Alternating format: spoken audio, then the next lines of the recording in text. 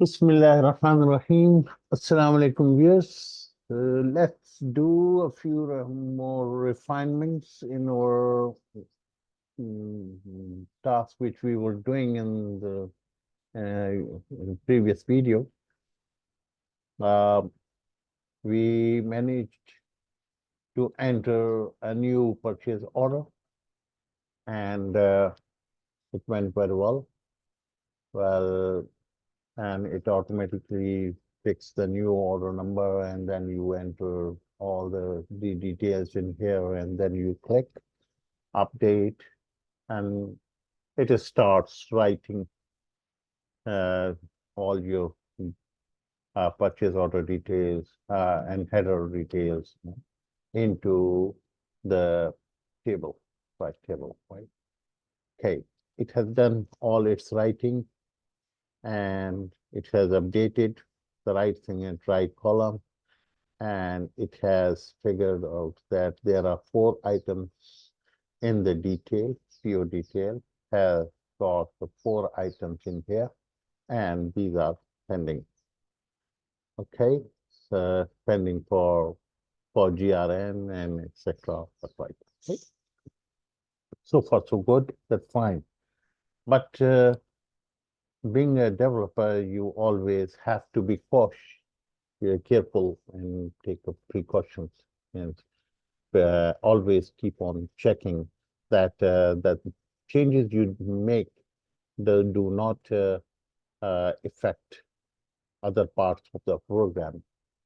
For example, when we talk about this form here, purchase order form, we are actually using this class, purchase order class, and purchase order header class, and purchase order line item class, right? So this may be used by other parts of the program, right? So any changes you make in the purchase order, as we did the changes here, you see, you remember there is the 2 things we deleted these 2 entries, yeah. So because that was actually duplication of the thing, so we we, we excluded them, and uh, uh, for the entry of the new purchase order, it was fine, but they were the changes you made here that might have changed, uh, it might have impacted the other parts of the program, like editing of a purchase order, right? The creation of new purchase order might be working fine, but when you go to edit some purchase order, hmm, so that is having a different part of the program which is controlling the editing, right? So that is also using the same class. So any changes in the class may impact multiple portions, so multiple parts of the system. So we have to see it while developing that all the changes are consistent, right?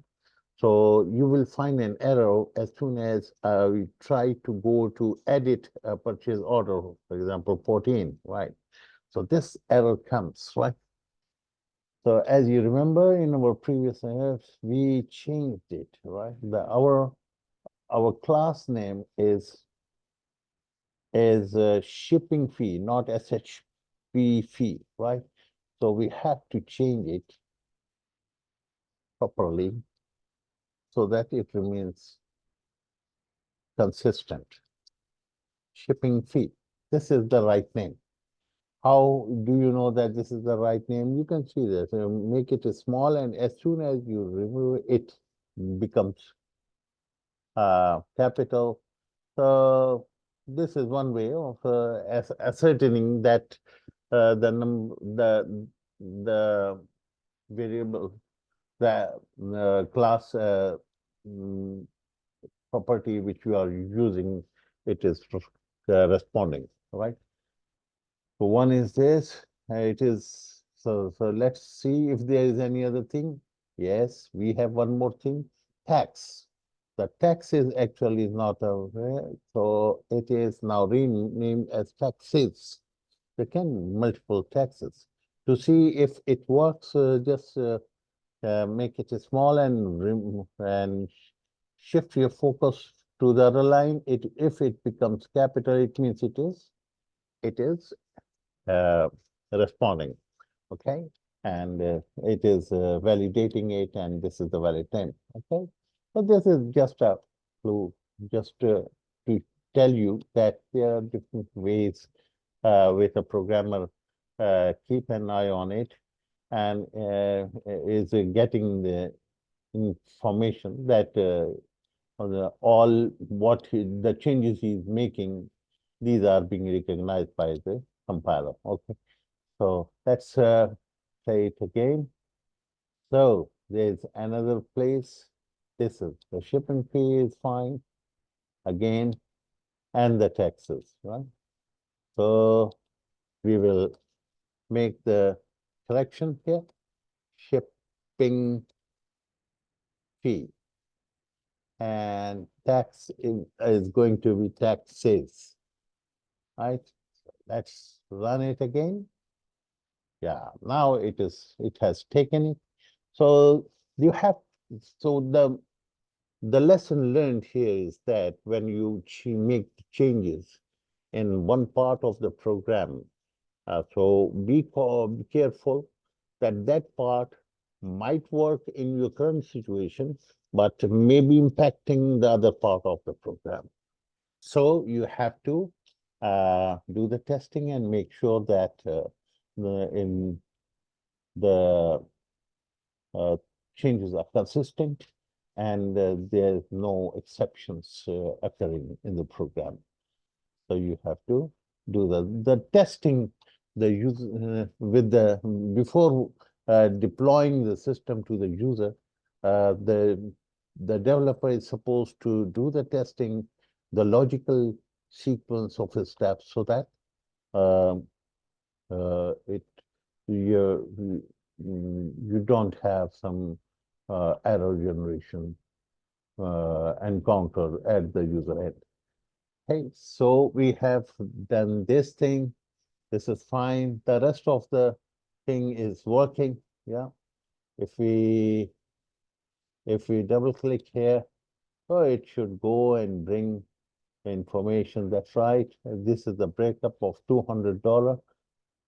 Yeah, 150 and 50 is $200. That's right.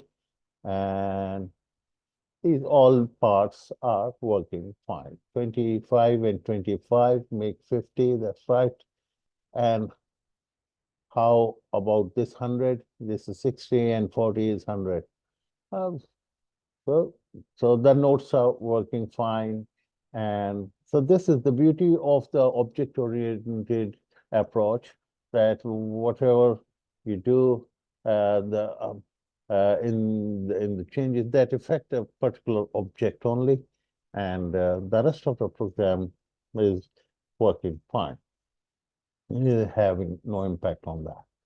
Okay, so this was our today thing. And one more thing is that when you create a new purchase order, you would like the focus to be uh, in a proper manner. Means, for example, you create a new purchase order, right? And you start. For example, as soon as you have clicked the first item, right? As soon as you have changed, the focus should come here, right? As soon as you have changed it, it should jump directly to the quantity tab, right? So you don't have to click the tab in here or bring the cursor in here. So how to do this? So this we will try to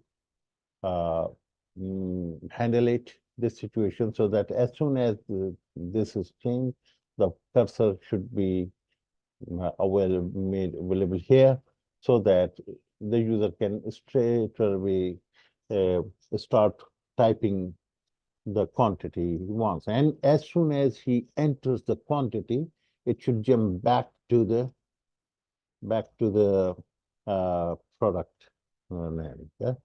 As soon as it is press enter, now the focus should come here again, right? So this we will do in our next session. Thank you very much for joining us.